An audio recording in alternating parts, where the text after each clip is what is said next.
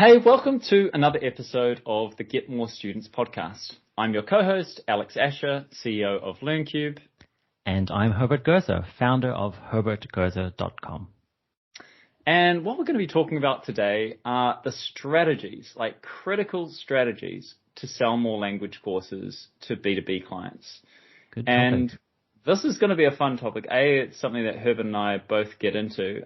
Just on my side of things with LearnCube, we not only do we specialize in helping online language companies and tutoring business to grow with our classroom and online school software, but because so many of our customers actually use that software for their own corporate language customers, we're really privileged to be working with customers like Babbel B2B, Elam, Language Advantage. And so the corporate language space is an area that I think not only do we do a good job for, but we obviously have a lot of exposure to what works and the kinds of conversations that those customers are having. I think it's going to be really relevant today, and we've got a really cool guest who I want to introduce you to soon. But Herbert, Awesome. Tell me about your experience. You've got quite a lot of work to do with B2B clients, naturally. Sure. Well, actually, from personal experience, I used to work in B2B sales for a language school many years ago, before the ad agency. So I'm very interested to hear from Andy and how things have changed since then. But also from the ad agency side, we also help B2B language companies build brand awareness and do lead generation campaigns through paid channels as well. So excellent. And so if you're listening in here and you're wondering who Andy is, let me introduce you to Andy Johnson. So he is a digital learning consultant. He has over 20 years of experience in the language education sector and has actually worked with some of the most iconic, language schools that you might have heard of. But actually, Andy, you've just, you've actually moved into a consulting role in a more kind of official capacity. Tell me a little bit about your experience and how that might be relevant to today's conversation on strategies for B2B clients. Sure. Yeah. Thanks. Thanks, Herbert. Thanks, Alex. Thanks for having me on the podcast today. So, yeah, I mean, I've pretty much been working in some capacity in education from the early noughties, shall we say. So initially as a teacher, and then I moved into sort of a director of studies role. And then ultimately that led me into establishing an online training company back in 2014. And as you say, just moved away from there and moved now into digital product and learning consultancy. So, yeah, at the moment I'm working with a number of clients, advising on how they move from face-to-face to digital, how they attract more corporate clients in particular. I'm also involved in a couple of projects on product development. We're building a new digital learning product for one organization, and then I'm working with a publisher on writing content for an online training course as well. So quite interesting projects. It's a bit of a new challenge for me, but it's all good. Learning a lot as we go. Fantastic. And I mean, this is going to be so relevant to this conversation on B2B clients. And when we were talking about it earlier in preparation for this, you've really got some key insights into this sector. But for those that don't have a lot of insight and are really thinking that, hey, this corporate training market is something that's really interesting for me, or even if you're not in the corporate language training kind of area, I think a lot of the kind of conversations that we're having would be totally relevant if you're selling to any kind of organization. But to kickstart things today, maybe Andy, do you want to tell us a little bit about, what does our audience need to understand about what is the B2B corporate language market? Like, what's the difference between that and, say, selling to a B2C? Yeah, I think the corporate language market differs from B2C in the sense that whatever you're doing, whichever company you're working with, we learn over time that you have to expect there to be almost no blueprint. Every single time we put in a training arrangement, be it synchronous or asynchronous, whether we're doing live classes or just self-study courses, every single need and every single client is different. And I think that differs from B2C in the sense that you're selling products to a B2C. You're selling language courses. You're selling, in our case, online courses, which were pretty fixed. You know, they had their start and middle end, and they were pretty much the same for everybody. But when you're moving into selling to businesses, selling to corporates, it's very different. You know, a lot of the time is spent understanding what it is they want to achieve, and then, you know, helping them get to that point. But it was always different every time we worked with a different client. So you're really selling like it's like you're selling a system more than selling just like a language course to a student. Is that sort of the idea of a system maybe? What do you mean by system? I'm just kind of curious because if I'm selling to you, Andy, as like an independent, you tell me what you want, and I've only got one person I need to sell. You know, I only need to convince you. But if I'm selling to a B2B customer, I'm saying you've got to tell me, hey, I've got all of these kind of areas in my business where I'm not achieving what I want, and I need to feel confident that you can bring in not just, you know, individually tutor each individual in whatever they want, but as a package, I can get an outcome for my business. So I don't know if I've articulated in the right way, but I'm wondering if that could be a different way of explaining it. Yeah, no, you're right. It's I guess system is the word that perhaps I wouldn't agree with. It's more like a framework, because I think when you're working with a corporate client, particularly one that doesn't have any exposure or perhaps understanding of the language learning sector and, you know, the amount of time it takes to learn a language,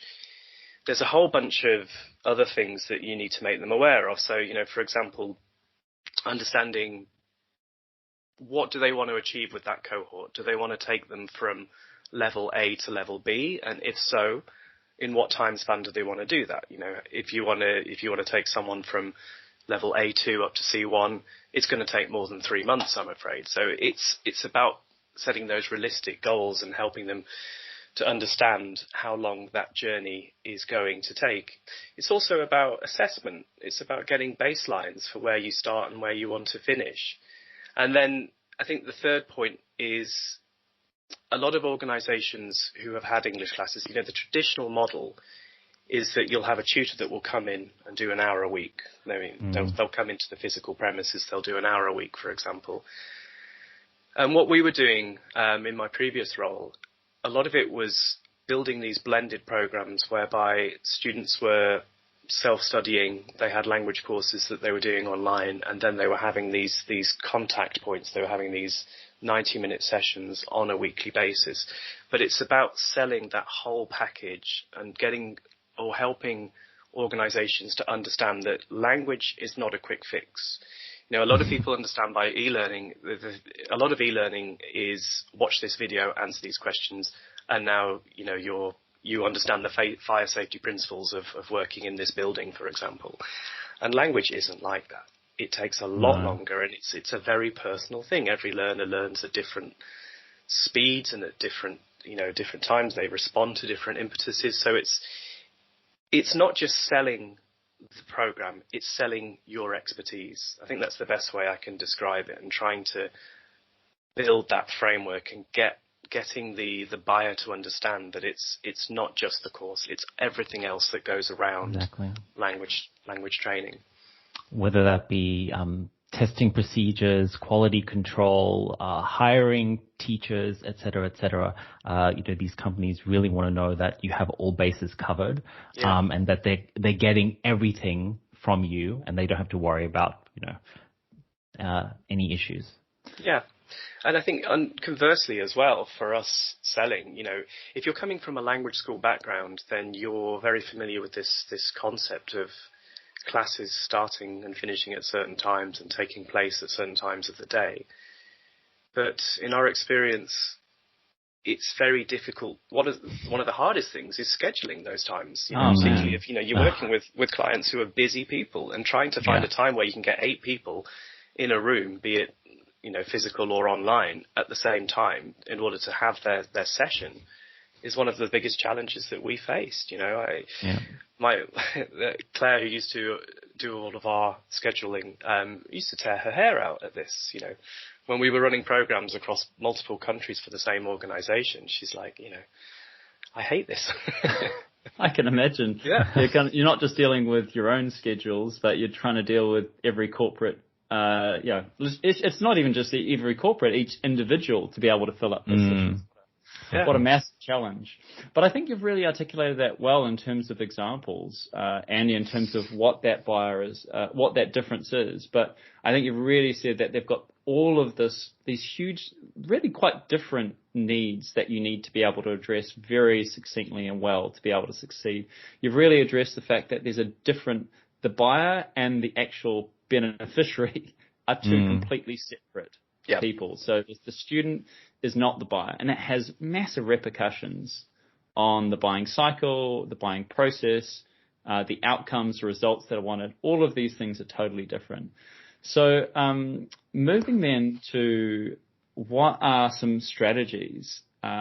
We kind of outlined the first part, which was how did we reach out to these customers, and then later on we're going to be talking about more like how do you convince them and what kind of needs to go into that package. But the starting piece is how do we even get into a conversation? So maybe how do we reach out to those? Anyone got any good ideas?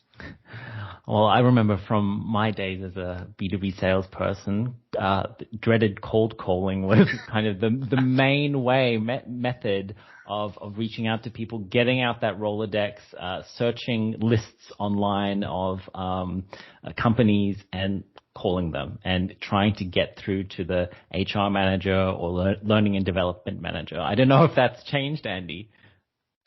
I think there's a certain amount of that still going on. I'd like to think it's a little bit more sophisticated nowadays, but I don't think it is particularly. Yeah, so I mean, a CRM is definitely the total friend because the buying cycles on these B2B customers are really very, very long. And look, you always have the exception, and somebody says, "Oh, but I just got a customer the other day, and it only took me a month." And it's like that is totally the exception. It's only when because you need to get people in the ready state. They need to have known enough about you to be able to know that you are going to serve them, and then also be in the right part of the year, potentially their budget cycle before they're willing to buy. So all of these ducks need to line up perfectly before you get that. And so a CRM, if you don't have that, you can't go back to when they are actually going to be reconsidering who their provider is going to be. But again, Andy, you know this a lot more than me, but I see a lot in the LearnCube side. We have large customers and they have a similar kind of buying cycle of I love it. Everything about it is great. I'm just not quite ready right now. It's just not the right time. Yeah. It is interesting, that side of, when are people ready to buy? And it's particularly in, given what's happened over the past 18 months or so, training budgets are always the first thing that gets cut in organizations. But we found as well that there are still organizations out there that have training budgets and they need to spend them. So particularly towards the end of a year, sort of the autumn was always a very good time for us, a very busy time for us, because people are like, well, I've got this money. I've got this issue with language. Let's get something. Let's try something. And often it was done on that basis. It was running trials of learning courses and programs, and then that may then lead to more substantial programs in the new year. Makes a lot of sense. So we talked about cold calling as one option. I know LinkedIn, even for us, is kind of quite an important one for at least getting them to know that you exist. It's also creates an ongoing open door to be able to continue the conversation, whereas cold calling and cold email don't really have that. Until you get a response, there is no open door. So we talked cold calling, social selling, LinkedIn. What else we got? I think for us, one of the useful channels was being present at trade shows, being present at conferences, and really trying to develop that idea that we're in some way thought leaders. For want of a better word, we know what we're talking about. And we did a show at the CIPD exhibition at Olympia a couple of years ago, and we were very fortunate enough to be able to speak at that. And we talked about all of the aspects and all of the sort of the issues you need to consider when you're building out international programs. And just having that platform and being part of that program was really helpful for us just to generate conversations. And as you say, Alex, a lot of those conversations were like, yep, we love what you do, but not right now. But we saw that 6 months, 12 months down the line, those, we like what you do people became clients. So, and having that sort of that consistent platform, be it at those face-to-face events or online events, or just, the content on your website, constantly updating your blog and things like that, to show that, to reinforce that message that you're thought leaders. Interesting. I'm just thinking if there are any physical language companies listening in, they may have a similar kind of experience with agents. I can imagine it's a B2B sale in the end, right? Like, and it's the same kind of sense of, I know that you're there, I trust that you're there, I know that you're a thought leader. But I think that's kind of, there are definitely some ways that you can scaffold an understanding of how to sell to this corporate customer.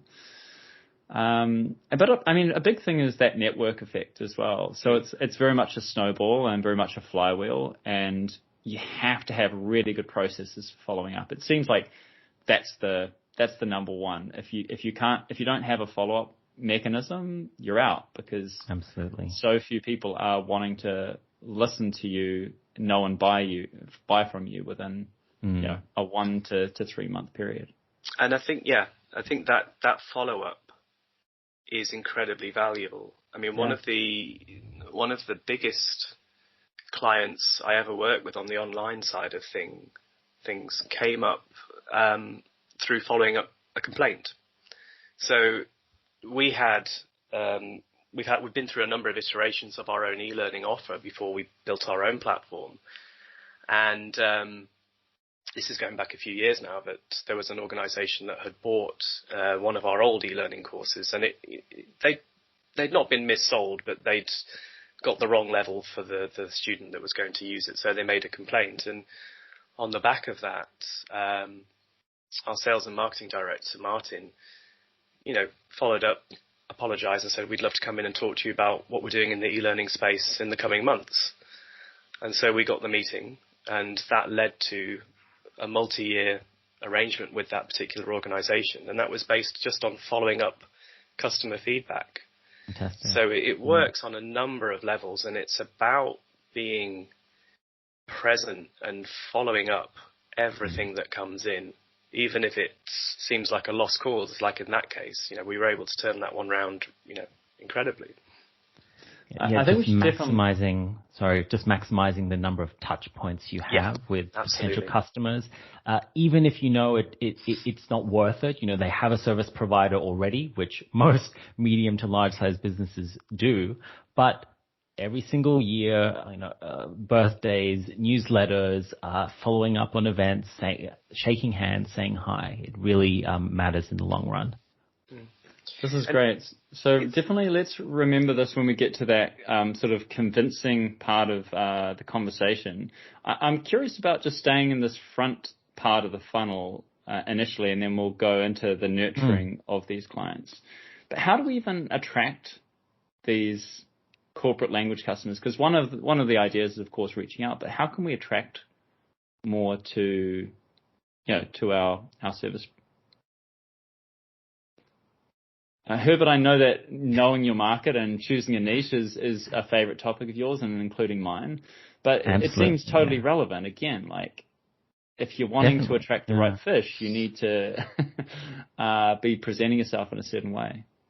Exactly. I mean, you could cast out a very wide net and try to target small businesses, medium-sized businesses, large corporate businesses. But again, each of those have a very different way of going about their training for their employees. If you're looking for the quickest path to revenue, then probably the smaller businesses are better, because usually you're dealing with maybe even the owner or managing director of the company, and they can make quick fire decisions. Whereas with large organizations, a huge process, a tendering process, often lots of paperwork, and even just getting to the first live class can take months and months. I completely echo that. I think it's knowing what your niche is important. It's knowing the types of organizations that you want to work with. It's having that profile of who was sort of the perfect person for you. There's always issues of capacity and doing, we found that going after tenders was a really time consuming and costly business. Yeah. And often it just didn't, the results, they didn't equal the effort that was put in. So you have to be quite fluid, I think, with your strategy and understand the resources that you have and who is your ideal customer and how they fit into what your offer is. And I think I've spoken before to language school owners about how you identify and how you drill down on what your niche is. Because at London School, a lot of it was to do with legal English. A lot of it was to do with business English. I think London School of English is the largest business English provider in the UK. Well, it's certainly in London, if not the UK. And so being able to focus on that particular demographic and that particular cohort yield results. There was no point for that company to go off and, try to sell to kids, for example, because there's not something they'd ever done before. So it's about having a net that's relatively wide, but focusing it in on the area that is your sweet spot. And this goes into your kind of idea. I mean, it sounds like branding and messaging all align then from that decision on the niche that you focus on, or at least the kind of key markets that you focus on, right? Because having an image of kids and saying, at the bottom, hey, we also sell the CEOs, just doesn't really work. What was your experience even with your previous kind of organizations, Andy, about getting messaging right, getting branding right? It's a real challenge. So I was running the online business, and that was one of 3 businesses within the London School group. And the largest one the one that most people will have heard of is the London School of English. It's the oldest accredited language school in the world. It's been going over for 100 years. And my biggest frustration from a positioning point of view was that when you went to the group website, it took you to the school website first, and you had this great image of all these smiling people outside the school in Holland Park Gardens. And the messaging there was completely wrong for what we were trying to do in the online space, because the largest part of our business was working with corporate clients. And so when you're landing on a page where you think, oh, these guys, it's a language school. And they have, it looks like a general English language school, for example. But it's a difficult one because that was a significant driver of revenue across the whole group. It was the largest. The online business was growing, but it was still smaller than that. So it's a difficult challenge to get right. And I think it's one of those issues where the larger you are, the harder it is to get that positioning right. I mean, to the point where, sorry, just one more thing, Alex, the point where when we set up the online business, I wanted to remove the word school from the name because we weren't a school. We were selling separate programs to different people. We were selling single programs in a B2C sense, and we were doing these corporate things. We were not. Well, the absolute one thing we weren't was a school. I think one of the things you've kind of indicated that's so meaningful to me, because it impacts everything that you do. Again, we were just alluding to the idea of having this flywheel of like nurturing emails and websites and everything really aligning with that.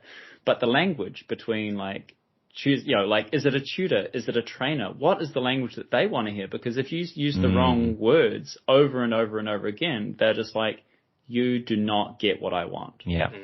Do you have any kind of idea on some of the sensitivities around language use? Sorry, Andy? Yeah. Framing it is really important. So when I was still a teacher at the London School, this is possibly going back as far as 2010, 2009, we were changed from being teachers to trainers. Yeah. Because the language there, it sort of sat better with a corporate market. Mm-hmm. And I remember it being sort of quite an amusing topic at the time in the teachers' room. which was then even the sign outside the teacher's room was changed to the trainer's room. And it is, it is about adopting that corporate persona and that approach to try and use the language that works in that sector. Yeah. And ultimately, it made no difference. I was still an English teacher, but from my CV and from my professional profile, it looked like I was suddenly changing what I was doing, and I wasn't massively. But it's those small things that, and on the back of that, as well as being trainers, we no longer were teaching students, we were teaching course participants. No, sorry, we were training course participants. Right, so you weren't using students, you were using, right. No. Perfect example. Yeah. And so, but it's a rabbit hole. You can really go down quite far into this and thinking about the words that you use. And then, of course, inevitably, there's going to be some markets where trainer means absolutely nothing. You think about the Italian market or the Turkish market or even the Japanese market, they want teachers. So from my time when I was client facing, I found myself flipping between both terms depending on who I was speaking to. If it was predominantly a British audience, happy to use the word trainer. If it was an international audience, particularly one with perhaps a more traditional view of training, then I would be using the word teacher. What a fantastic example, though, of knowing your niche and then knowing how to speak to that niche. Like if your sweet spot were middle-sized Japanese, corporates, use teacher. If they are large, I'm putting words in your mouth, Andy, but I'm just thinking a large corporate US-based company, I would possibly want trainers, and I would also maybe and again, really totally different tones that you might use depending on the niche you choose. Is it small business, in which case you could be more casual? Nothing would put a start off further if you show people in ties and really formal language. Whereas for other very large customers, they want everything to really connote the fact that you are professional and you are low risk, and everything you do will just align with their own corporate culture. And so there would be a connection between your trainers and these participants, as an example.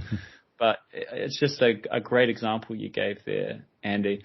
And so what are some of the channels then in terms of attraction, do you think, Herbert? Yeah, I mean, these days, a good content marketing strategy can do wonders. So again, being a thought leader or an expert in that field and putting out YouTube videos, LinkedIn posts, articles, blog posts related to professional language learning and really hitting on those pain points for your decision makers. I'm just thinking already, just what you were saying before, Andy, on like if legal English was a focus, like part of your social content might be things that are not to do at all with language, but just simply very relevant to the legal market, as an example. Exactly. And if you haven't made that choice, you can't make that choice as well in your content. So again, if you sort of flap around in the kind of general corporate language space, it's really easy to get kind of washed over. I don't know if you've got any kind of thoughts on that when it comes to like even the lead generation, like lead magnets that you might have used or advertising you did or referrals you got. Yeah, I mean, I can give you sort of a broader example, and that is that, when I was involved for a long time in generating content on the blog as well, and for the majority or for a significant amount of learners that were coming in centre to do a language course, we realised eventually that the language course was secondary. I mean, that was almost like a nice coincidence to them being in London. And it's that idea You're in of, London? And you teach as well. Okay. Yeah, but the point being that, when someone books a language course, if their language course is good, which it always was, great, but that's not the thing that they take away with them, and that's often not the thing that they're looking for when they book it. What they're looking for is that experience of being in this amazing city and seeing all these sites and making connections with people and making lasting friendships. So we adjusted the content accordingly. So we did a lot more stuff on British life, and in particular city life, and all the things that go on during the summer, during Christmas. So you're selling that experiential side. And I do think for a lot of language schools that will those that survive what we've gone through over recent times, it's going to be the ones that understand the experience side of the business. They're going to be the ones that succeed. Now, if you compare that to the corporate market, it's a completely different strategy. They don't really care about that. They don't care about that experiential side. What they want to know is what are the tangible outcomes of me doing this program. And that's what you're selling to them. You're selling to them, by doing this course, you will be able to do this at the end, and that's a harder sell. That's definitely a great segue to the next kind of critical part to understand is, what do these corporate language customers, or just general B2B clients, what do they care about, Andy? They care about results, as that's got to be the main driver. I mean, but results, it varies, but in the main, they want to have, they want ROI. They want to know that what they're investing in is going to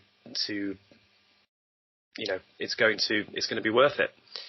The client I was telling you about before that we managed to get through a complaint, they're a really interesting case for us, because that was an organisation, it was a hospitality company based in London. They had very nice restaurants and a 5-star hotel. And they wanted a language programme that was a value add, that was always made clear to us from the very beginning. We want this to be a value add. We want this to be something that rewards our staff. Mm-hmm. And, the majority of people that worked in the food service and in the hotel itself, they were non-English speakers, a lot of people from Romania, from Eastern Europe, from Poland. And so language was needed, but they wanted it to be a completely opt-in, voluntary kind of program.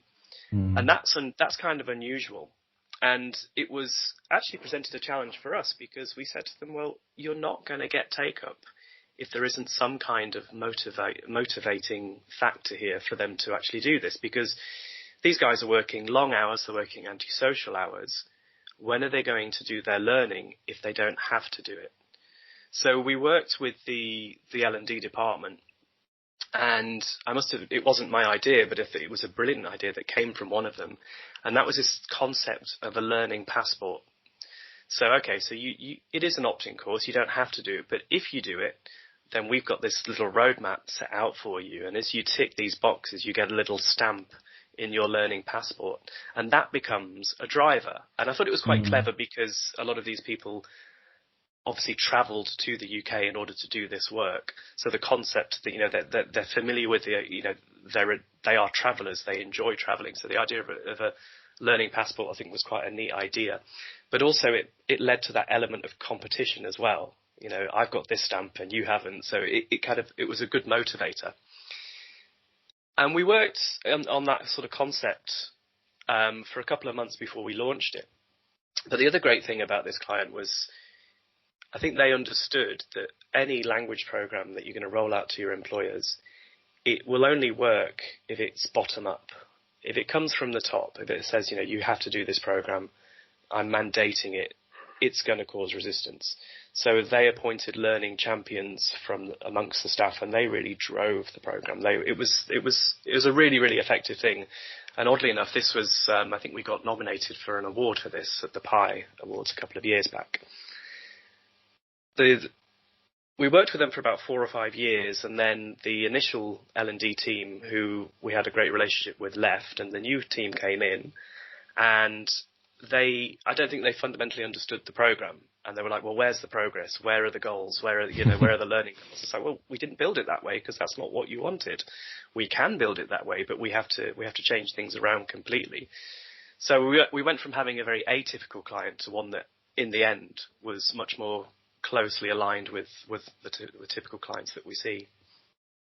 And what are those metrics that you kind of see, Andy? I think you already alluded to them a little bit, but it sounds like, in this one, results, but what does results mean? And then what are the other metrics that you're often judged by? It depends on the program. In that particular case, that was self-study courses. There was no teacher involvement. And so the metrics that we had were time on platform, number of modules completed, and also working through a particular course that we built for them. So we wrote a whole kitchen English course, which was designed to improve vocabulary, but the main driver of it, as well as improving their English, was to improve work safety. Because if you can't understand instructions in a busy London kitchen, then you're actually a danger to yourself and you're a danger to the people around you. So that was a key driver, making sure they went through that course and they completed it. Initially, when it was an opt-in course, there was no way of assessing that. They didn't want it to be assessed. But when we had the change in L&D, we then had to build some kind of assessment module on the back of that to show that there'd been understanding. I had to say that was a really good course to be involved in, because I was project managing the writing and I had all these amazing meetings with these talented chefs in these wonderful London restaurants. Got quite fat doing that course, I have to say. And, also quite hungry when I was doing all the vocabulary for it. So I think it was a 400 items of vocabulary all around kitchen English. But yeah, I digress. What a great niche as well, kitchen English. Very. I could deal with that. Very niche. Yeah. One of the things you've also mentioned before, you've talked about results, you've then talked about sort of engagement and how you might have metrics around that. One of the things I know that you're really exposed to as well, Herbert, is this idea of risk and doubt. What's been your kind of experience when you were in that kind of B2B space, Herbert? Yeah, I mean, showing that your school, your organization really has those processes in place to handle, any issues that might come up, whether that is a change of teachers, low attendance rate, bad feedback. So, having this whole kind of quality controlling in kind of behind the scenes, is really important for reducing that risk and removing doubt, and really taking, away as much administration and organization from the customer side as possible. Like, scheduling was one of the biggest issues, of course. If participants are away, then the HR manager doesn't want to have to find a new appointment. They want us, the school, to handle all of that. So I think having systems in place that facilitate all of those organizational matters is very crucial. I think to build on that point, I think a lot of organizations make the mistake of getting a program or a product launched with the organization, and then they take a step back. They think that their job is done. Ooh. But really, it's about how you then embed. I mean, it's only part of the work done once you've launched. You need to then start collecting feedback, think about how you can, is the program working? Because I think it's very common that programs don't really work first time round. There's always some things that can be done better. And it's about being flexible and ready to adapt to find that most effective approach for the organization that you're working with. And I think partly one way of doing that is being quite explicit about your process. What is your proven process? At the London School, it used to be on the website. This is how we work. This is how we will work with you. And as you say, Herbert, it's about reducing that risk. It's about trying to address any anxieties that they may have around working with you, particularly with language, because as I said before, language programs are, for a lot of organizations, they're a bit of an unknown. It's secondary to other training, but trying to get them to understand how people learn, how long it's going to take, all of those things, but presenting it in a way that you're going to collaborate with them, work with them in partnership to help them understand what you're trying to achieve is really key. There's definitely a lot of education on the client's part to really so they know what they're getting themselves into. And I think the onboarding process that needs analysis that's done on at the beginning is very important. So that kind of brings us on to that next part, which is on this, you just talked about like what they care about. So how do we create tools or resources, or what do we need to do to actually convince these B2B clients to buy? For me, it starts with showing them that you are taking the time to understand what it is they want to achieve. And I know that might sound like I'm telling people how to suck eggs, but it really isn't. I think I've been in situations where people have been trying to sell to me, and they're coming to me and they're saying, well, you've got to use this piece of software or this particular program because, we did it with this organization and it worked really, really well. And I'm like, well, I'm not that organization. What I'm doing is different. So what is it that you're going to do? How are you going to understand what my issue is? How are you going to understand what my goals are, what I want to achieve? What are the motivations for my learners? And I think it's worth taking that time to really understand what the problem is that they're trying to solve. Why have they called you in? And in some cases, it's about being honest and saying, well, we're not really the right fit for you. If you've got someone, we've had an organization once that wanted to take learners who could barely speak a word of English and have them taking the advanced English exam within a month, I think. And of course, it's lunacy. You can't do that. So that's in a very extreme case, but it's about taking the time to understand what they want to achieve and being open and honest about whether that's possible or not. I like that because it sort of goes on to this idea of you don't take a sale at all costs. And that's and it's a huge cost to you as an organization to take on a bad deal. Not only it's because that's only part of the work. If you've now locked yourself potentially, like I know that with these big B2B deals, you're often trying to do like a multi-year commitment. Yeah. What would be worse than a multi-year client that you absolutely hate dealing with because they have no concept of, or your what you believe is good and what they believe are good are two complete different things. And you might be setting yourself up not for a good testimonial, but literally for just pain and a bad testimonial at the end of that. It seems like madness. And you're setting yourself up for multiple years of misery. You're not going to want to talk to that client because you know that they're not happy with what you've got. And it's even worse when you have that sense of, I could have told you this was going to happen. That's the absolute worst part. So you've then talked about understanding goals, aims, and motivations as kind of key parts of convincing, understanding those problems and being open about what you can and can't achieve. How do you go about actually presenting yourself as a partner in terms of like, what do you need to give them and what format do you feel that you need to give them that information? I think I'm slightly contradicting myself here by saying case studies are always powerful. I said before that I had an organization said, well, we've done this for this school. We can do it for you. And it's like, well, I'm not interested because that's not the direction we're going in. But rather a case study that can demonstrate exactly what I'm talking about, how we can be flexible to meet your needs. And it gets back to what I was saying at the top of this podcast about how no two clients are the same. And the sort of the ability to show them that you understand that and to find these common points. I mean, we used to go into meetings. Meetings are always great if you can get those face-to-face meetings. And one of us would just be taking notes. That's all we would be doing. So at the end, we can then frame back and say, well, these are our understandings.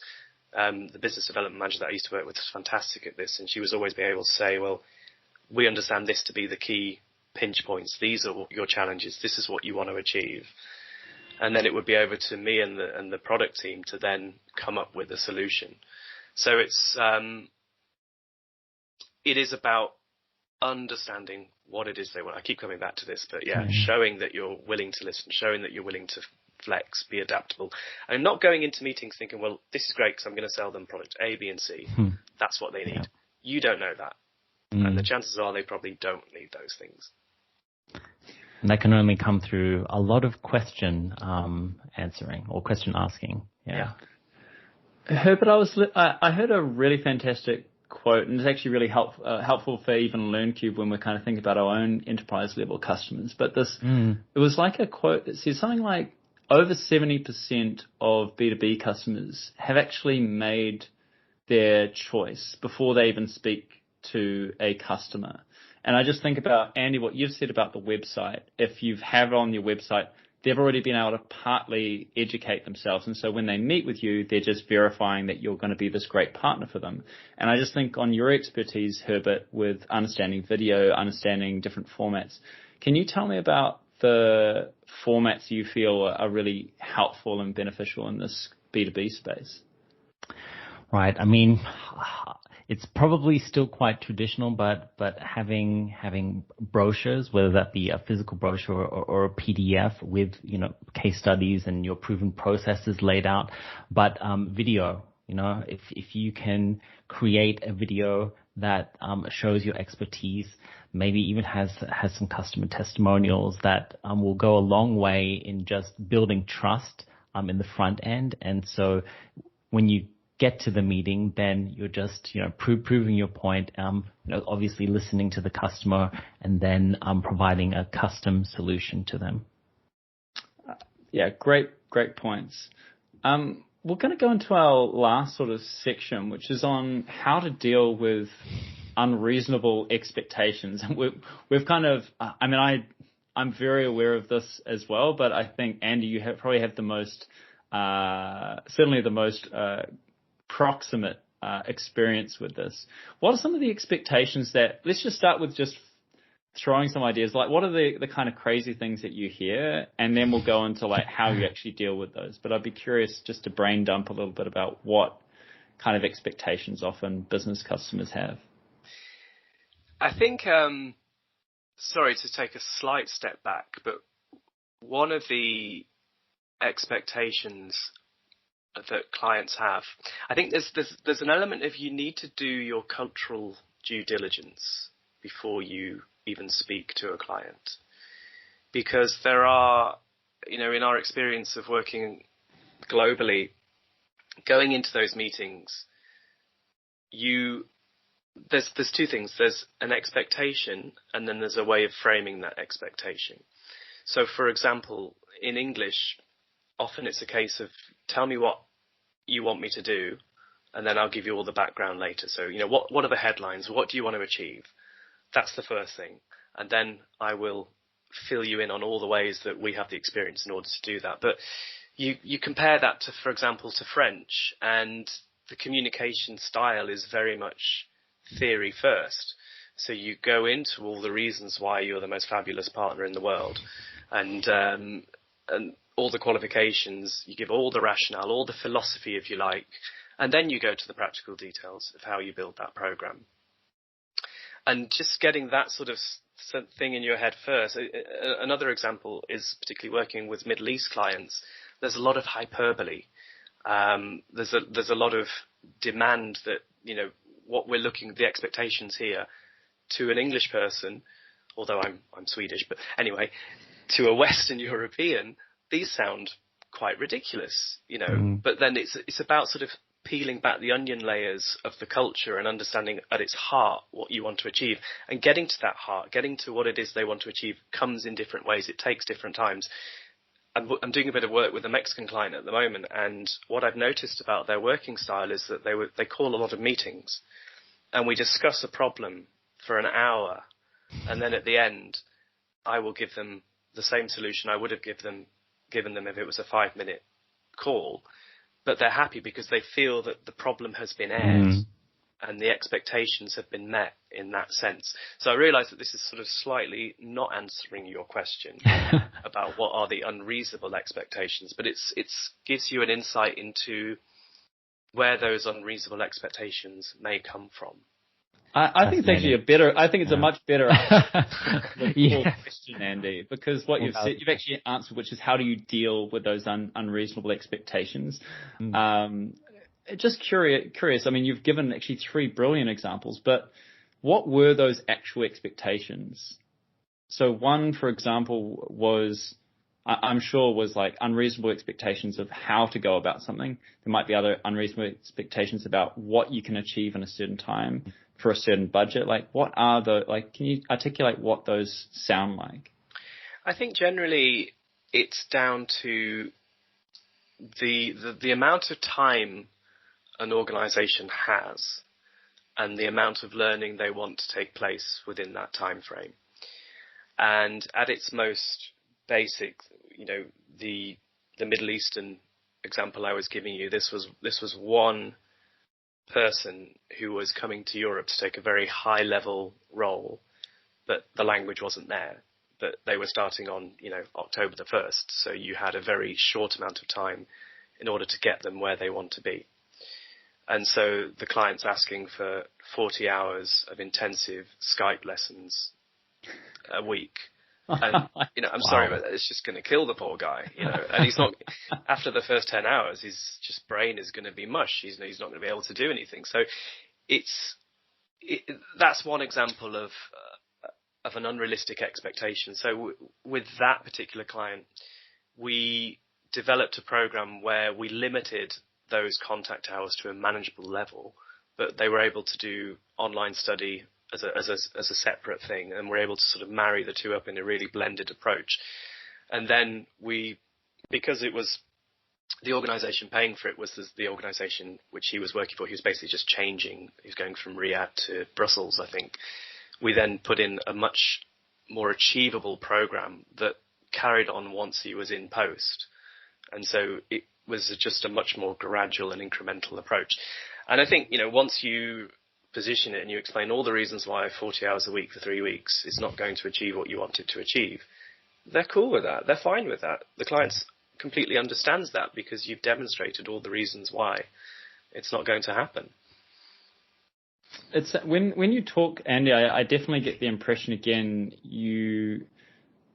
key themes that I hear from you is this idea of you being a partner, of you listening first rather than trying to shortcut the meeting. Like even just the way you're talking about your Mexican colleague, you really you just said, like I just listened for that hour. I knew it was going to take an hour, even though I knew that I wouldn't change my mind necessarily, but that was part of that process. So again, I think you've really shown what you need to be able to deal with unreasonable expectations, show you're a partner, let them voice their concerns, help them achieve and really buy into the way that why they're asking that question may not be the right thing that they're asking for, or like that might not be the right goal, and getting them to come with you on that journey on what the better goal might be, and being the expert in the room, but that friendly partner. It seems to be a couple of themes that I picked out of what you just said, Andy. I don't know if I've missed something as well.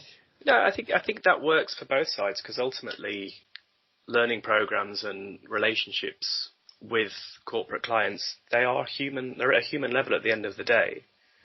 And if you're prepared to put the sort of the hard graft in at the beginning of the listening, of the consultation, of the understanding, and trying to reframe their problems and talk about what's an obstacle, is it insurmountable, how can we get around it, and take them along with you on that journey from the very, very beginning, whilst always being open and transparent around, what you can achieve, what the timeframes are going to be.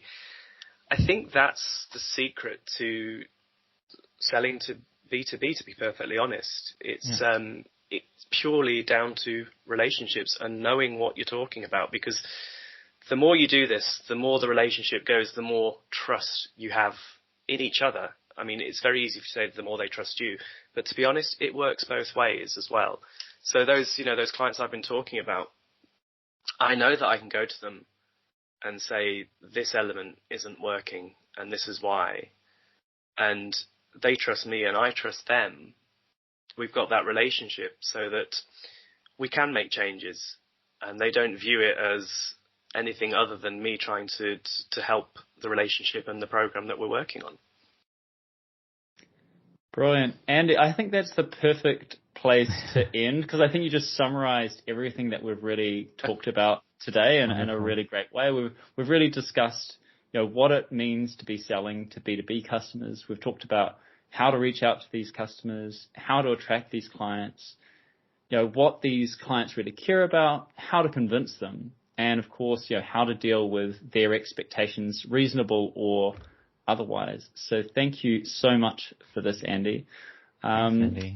Andy, I'm sure a lot of people will be really interested about what you do and where you're going. Do you want to give the audience here a way for them to follow your journey and possibly even to learn more about what you offer? Sure, yeah. Have a look at me on LinkedIn. I think that's the best place to start. It's Andy Johnson. And as I say, I'm really enjoying this stage of my career. I've stepped out of working for a large organisation, and I'm very fortunate to be working on projects and working with people now that are just really interesting, fascinating even. And I'm learning again, which is really important for me as well, and feeling that I can offer value. And really it comes down to, I think the key areas that I'm working in is project management, it's product development, and it's that sweet spot of helping organizations to get better at what they're doing, helping organizations to understand what their offer is, how to build it, how to improve it, and ultimately, as you say, how to attract more students at the end of the day. Love it. Brilliantly put, Andy. And likewise, if you're looking to hear more from Herbert's expertise in marketing, you can find him at herbertgoetze.com. If you're interested in virtual classroom or online school software or a system that solves your problems with teaching online, you can visit my own business, www.learncube.com. But really, we want you to subscribe to the Get More Students podcast. Why? Because every 2 weeks, Herbert and I put together this podcast. We have fantastic guests like Andy Johnson, who can give you some really great ideas, inspiration, and motivation for your marketing of your tutoring or language business. So hit that subscribe button, and we'll see you again next time. Thanks again. Catch you in the next one. Thanks, everyone.